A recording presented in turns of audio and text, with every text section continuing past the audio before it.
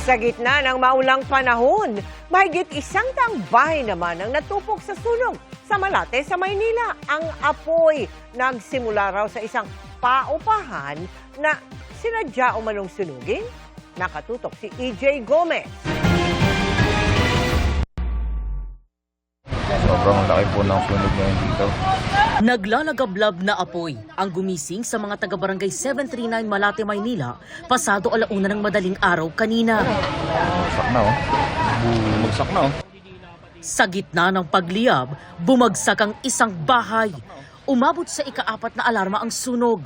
Ayon sa barangay, hindi bababa sa 150 bahay ang tinupok nito. Dahil sa light materials yung akin mga kabarangay, mabilis siyang tinupok ng apoy. Nasa 100 mahigit yung mga bahay o nasunog. Sa akin likuran, 4 na palapag yan, maraming kwarto yan.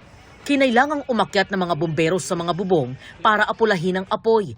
Ilang residente naman ang nagtulong-tulong para mag-igib ng tubig mula sa creek, pandagdag sa supply ng mga bumbero. Medyo nahirapan lang kami sa supply kasi malayo yung ibang fire hydrants.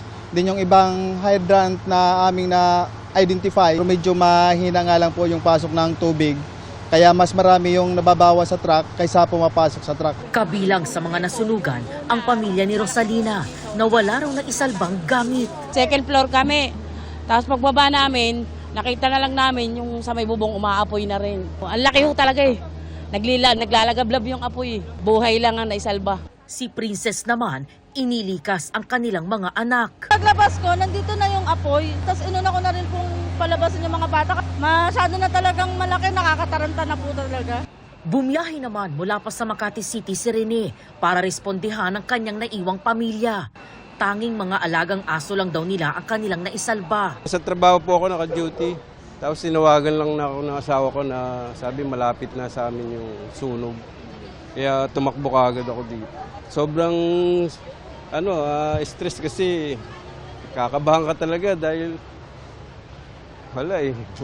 Tapos wala pang nadala na kahit ano. Sa 4 na palapag na paupahang bahay umano, nagsimula ang apoy. Sinunog daw yung bahay ko ng tenant ko. Hindi ko nga alam kung anong dahilan.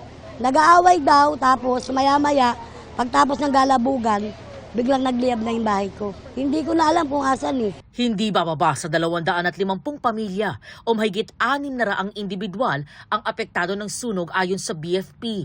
Wala namang naitalang nasawi. Isang lalaki ang nirespondihan matapos mahirapan sa paghinga dahil sa kapal ng usok. Nasa mahigit 70 ang truck ng mga bumbero na rumisponde. Tuluyang naapula ang apoy kaninang 5:45 ng umaga. Inaalam pa ng Bureau of Fire Protection ang sanhi ng apoy, gayon din ang pinsalang dulot nito. EJ Gomez, Nakatutok, 24 Oras.